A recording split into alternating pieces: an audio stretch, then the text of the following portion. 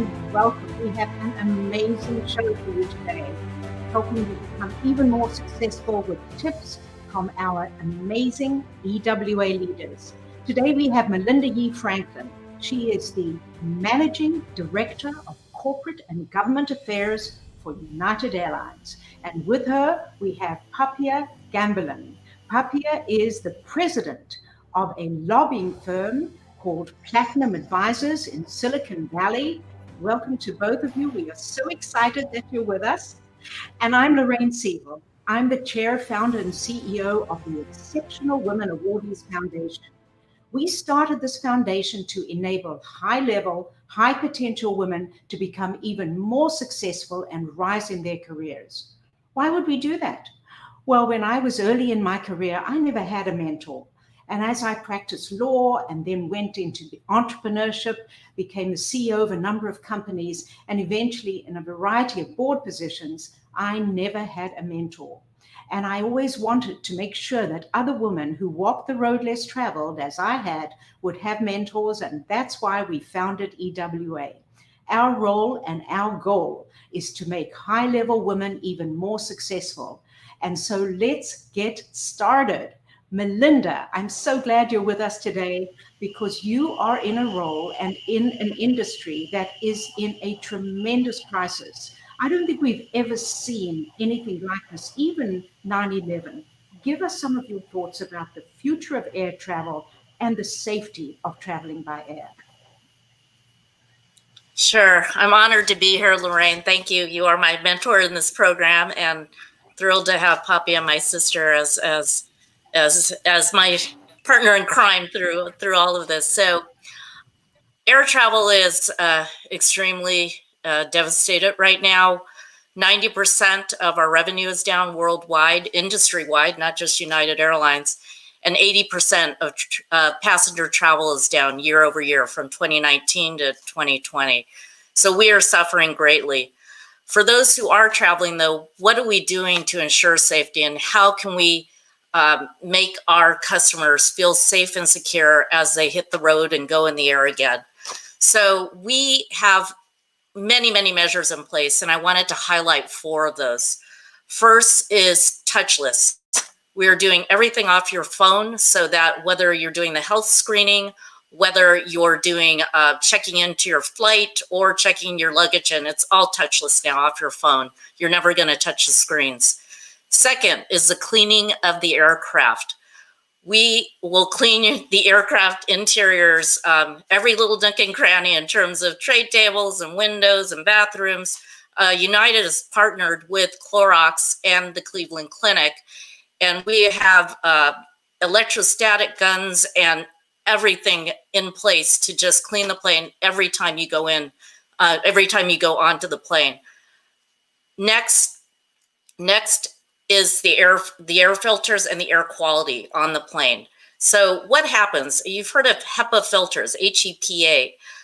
The interesting thing with traveling is that the air is moving in a vertical direction. And I've talked to several pilots about this. How does this work? The air is circulating in and out of the plane. So what happens is a small amount of particles are still remaining. Those are picked up by the HEPA filters 99.97% of the time.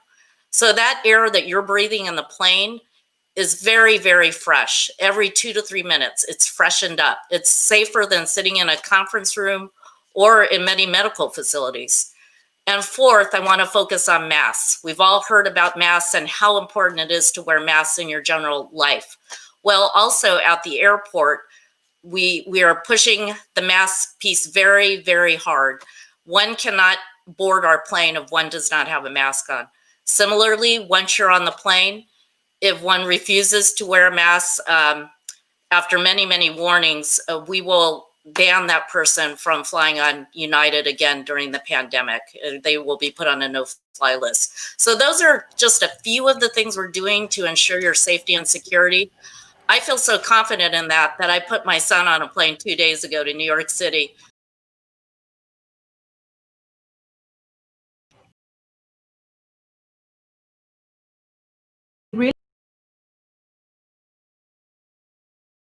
Which I am amazed at the recovery process that United Airlines has put in place. The goal is to get everybody back in the airplane, and I understand that that's absolutely essential. So, Papia, you have an amazing job. It's something which most people don't know anything about. What does a lobbyist do? I know you consult as well, but give us the 101, please. Well, thank you, Larraine, and so exciting to be here with my sister. As Melinda said, we've a long-standing relationship, and this is really exciting to be able to share. You know, technically, a lobbyist is one that advocates on behalf of an organization or individual with elected officials and political influencers. So at the end of the day, what that ends up doing is you can create new laws or regulations or influence existing regulations and policies that are put forth by political and elected entities. So I do some lobbying with Platinum. I also do a lot of consulting and strategic work with businesses and my clients in relation to working with elected officials and policymakers. So this is much more, my emphasis is at the local level with cities and counties around things like signage, lighting, encroachments on streets, like when you're doing construction, new technology in relation to that, access to right-of-ways like roadways and being able to travel, but in a local setting, like what maybe you see Lyft or Uber or many of the AV companies are wanting to do. So it's a variety of different topics that I'll cover and liaison and educate at the local level in the interest of businesses. That's amazing and so interesting. You are really in a very diverse set of environments. So you have to know a lot about a lot, not just a little about a lot, I would imagine. How did you get into this, Papia? I mean, is this something you dreamed about when you were a little girl? I mean, how did you make the decision to become a lobbyist and a consultant in the space? So I grew up really on more doing technical work. So I really enjoyed the engineering side of things, infrastructure, transportation, utility, much more on the technical side. But on my personal time, I would be engaged in local politics and getting elected officials elected. So working on their ground campaigns, whether I was phone banking or walking door to door and sharing information about people that I believed could make our community a better place.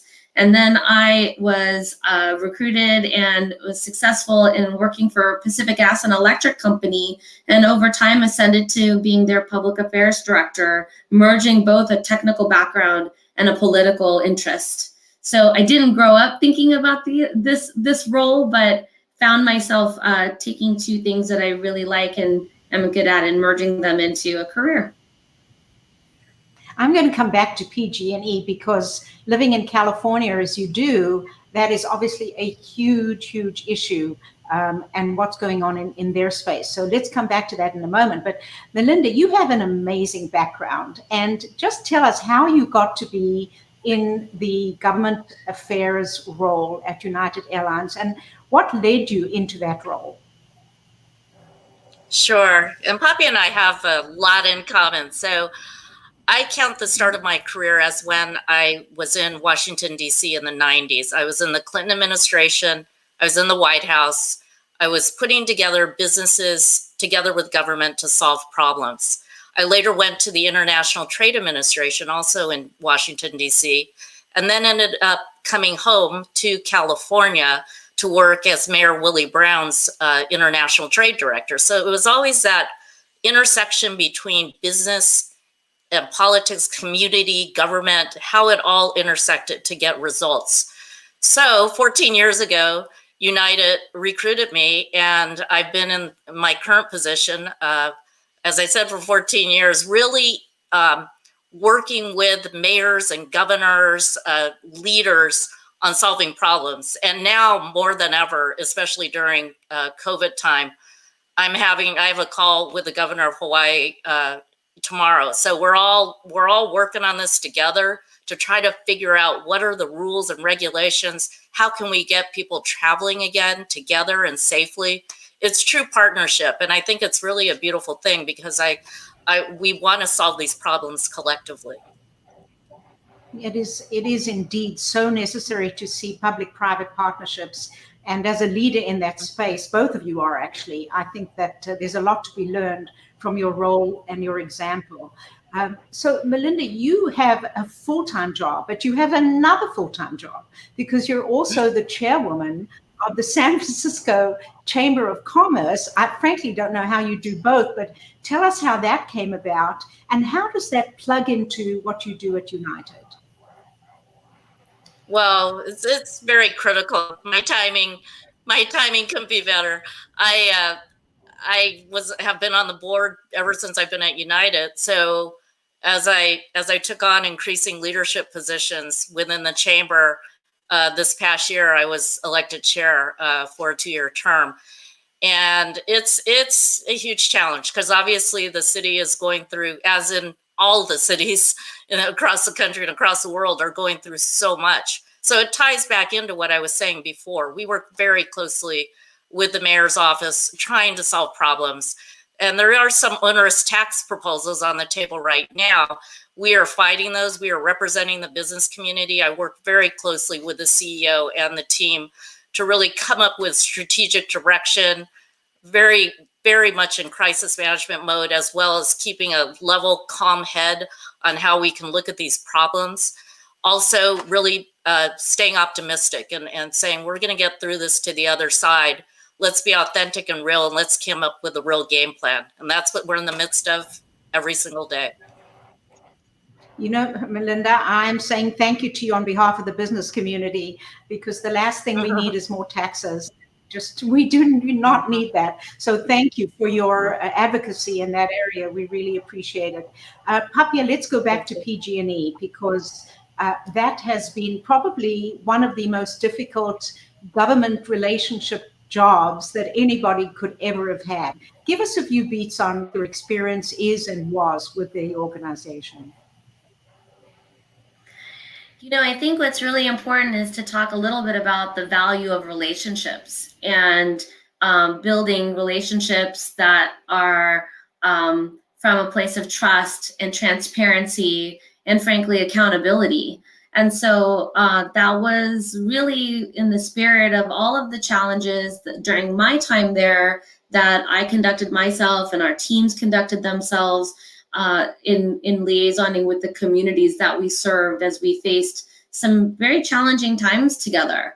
And so I think that when you look at the value of relationships, whether that's from a government affairs perspective and you're talking to elected officials that are challenged by facing their constituents and voters on representing their communities and the responsibilities that they have, and ensuring that as a professional, you're providing them with the most accurate and real-time information that they can call upon you at any time in the face of challenges like what we're facing today in a pandemic, was really what I tried to strive for during my time at PG&E and the team that I worked with, and we all worked together on behalf of the company. I think the other piece is really being mindful of the community and those organizations in the community, nonprofit organizations, programs and services that we're serving, and how can we partner as a company to ensure that those services continued and thrived. Yes, and in fact, you know, we do see that people do the very best that they can under very difficult circumstances, and it's really hard to have other folks, you know, throwing spears at you when you're just trying to do a really good job. And I know that many of us in leadership positions are feeling that right now. We are looking forward to some of the questions. I know that Justin, our producer, is sitting there in Austin and looking for your questions. So to those who are thinking about it, type them in the chat room. We would love to hear from you. In addition, I do want to just touch for a few moments, Papia, on how you and Melinda actually cross over in the representations that you have, because you work with folks who are concessionaires in airports, don't you? Give us a little bit of that information and how perhaps even in a professional sense, you and the airlines need to communicate. Definitely. I think, you know, as you look at the reduction of activity from flights and people being able to enjoy, or from a business travel perspective impacted, then you have to think about all of the vendors and the operations of airports and services that are equally impacted. Oftentimes, these airports are ran by cities and or jurisdictions that are under a JPA or a joint powers authority because of they occupy many cities within the footprint of the airport. And so in that setting, you are looking at the kind of policies government entities are putting forth as they see a revenue decrease, as they see impacts to their ability to hire and keep on these resources to operate the airports. And so it's all an ecosystem. And so as Melinda talks critically about what is United doing as far as managing safety and ensuring the ability to continue to provide the critical service they do in travel, whether it's business or leisure, those downstream services are equally impacted, and city government is really at the core, or, you know, community government, county government, state and federal government is at the core of supporting those operations. So it's oftentimes when Melinda and I will offline and share insights or what we're hearing about things going on from a community perspective, that then we can really help each other, but leverage each other's knowledge, and then even strategize around how do we make it better for what we're all facing in this time. A tough time. I see we have a question from Jose in San Antonio. And Melinda, he wants to know, what are you doing in the Chamber of Commerce role that you have to help small businesses in the San Francisco area? Oh, thank you for that question, Jose. You know, 87% of revenue is down for small businesses at this time. 50% of restaurants are expected to close post-COVID. It's just, my favorite restaurant just closed. In fact, it's just been a trying, devastating time. I mentioned some of the tax proposals. We were able to get a reprieve for small businesses as well as restaurants and hotels who are going to be subject to a 13% tax on this gross receipts tax proposal. So we were able to beat that back in negotiations, and now that's been taken out of the legislation. So there's things like that we're doing from a legislative point of view, but also from a tactical point of view, and really just promoting small businesses as much as we can. I'm actually a small business owner as well. My husband and I own a gelato shop, which opened April of 2019. So we've been hit very hard. So I can very much relate to small businesses. We're gradually opening up, but we have a long ways to go. So I appreciate any kind of support to small businesses as we go through it with medium and large businesses as well, because we got to all be in this together. Absolutely. And we have a question from Jeanette in New York, who wants to know if either of you are mothers, and if so, how are you dealing with the full-time jobs, 2 jobs that you have, Melinda, and taking care of the schooling of your children?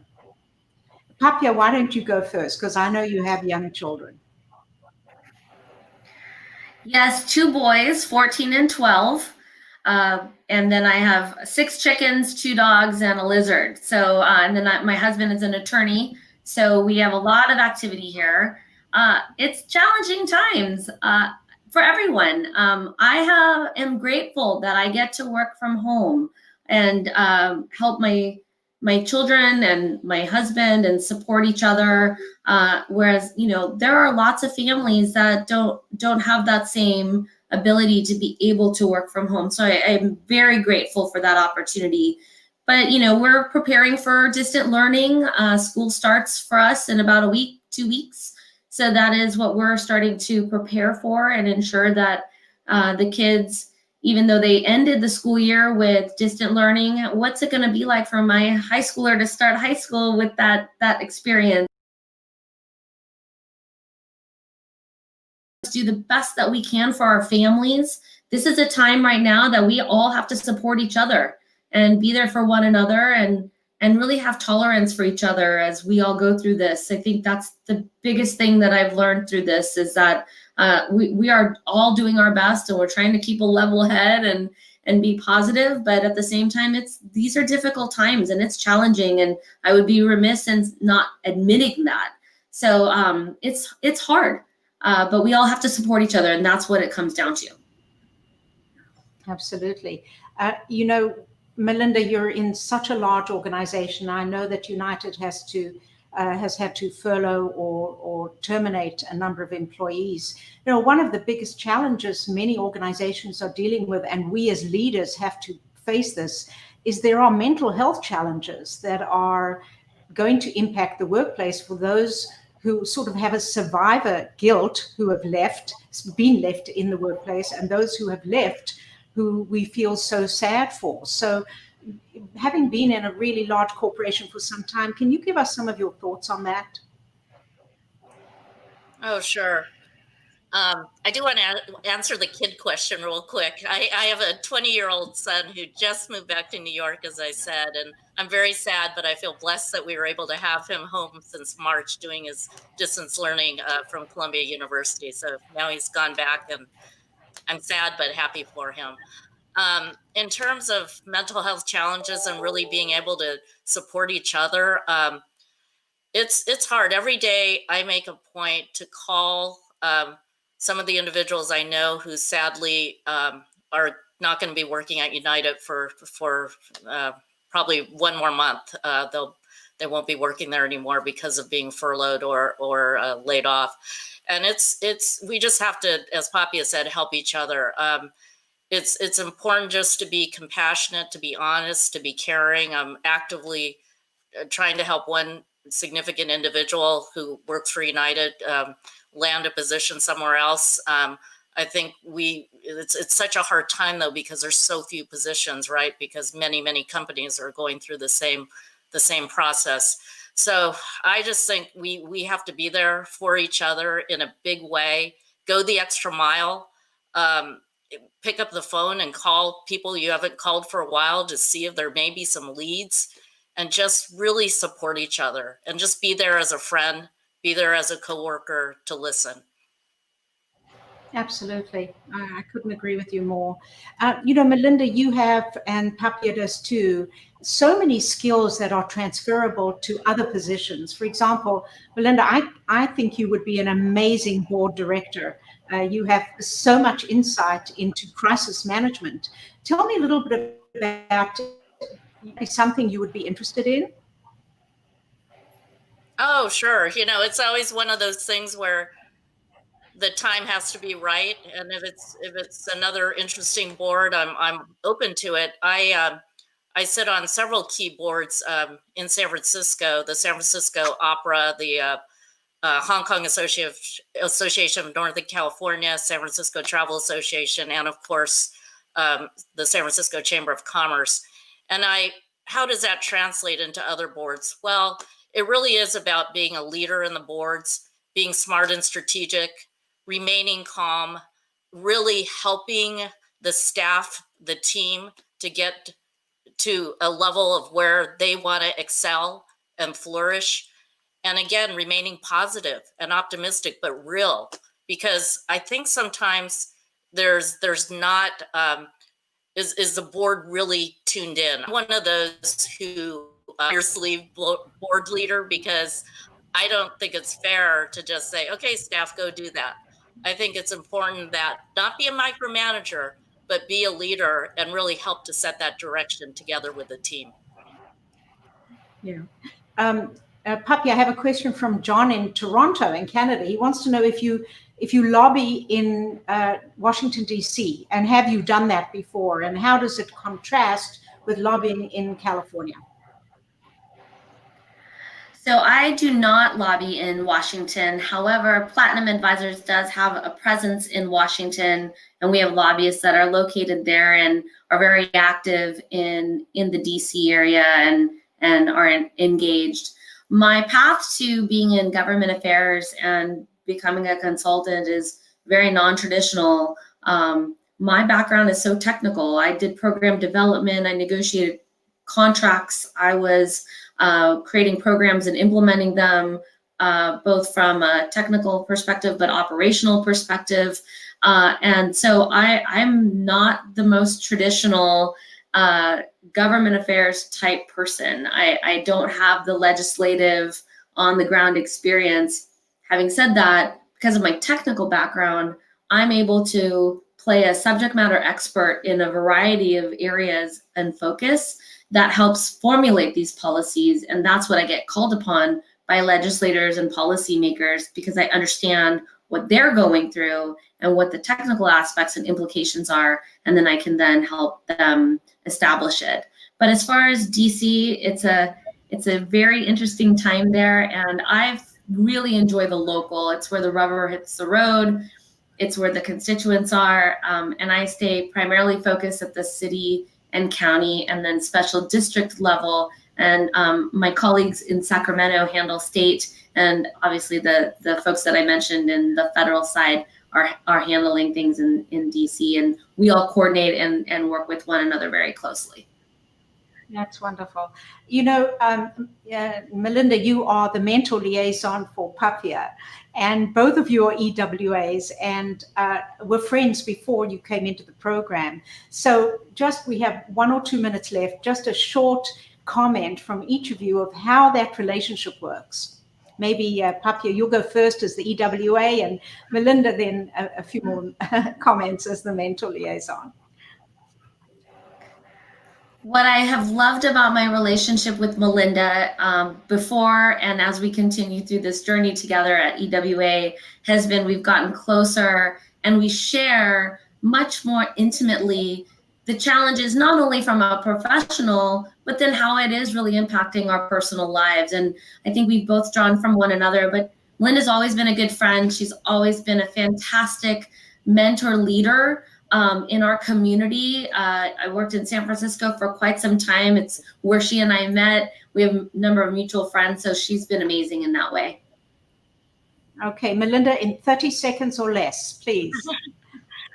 Well, I do consider Papia my sis, and we work very, very closely together. We have regular calls, we check in with each other, and we give each other advice. So it's a very holistic peer relationship where we never feel at odds but we challenge each other. We feel like we're connected, and it's only because EWA truly brought us together as partners in that.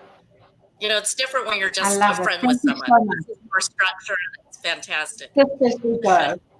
Thank you. Well, you know, we've come to the end of the show, which I'm so unhappy about, but we have to go. And before we leave, I want to thank you so much. And also to remind everybody, August 31, we have another show, which is going to be amazing. We have Subhash Samuels, who is a partner with KPMG, a global firm. And we also have Soshi Montion, who is the Chief Privacy Officer at Intel, VP of Cybersecurity. We're going to have an amazing show.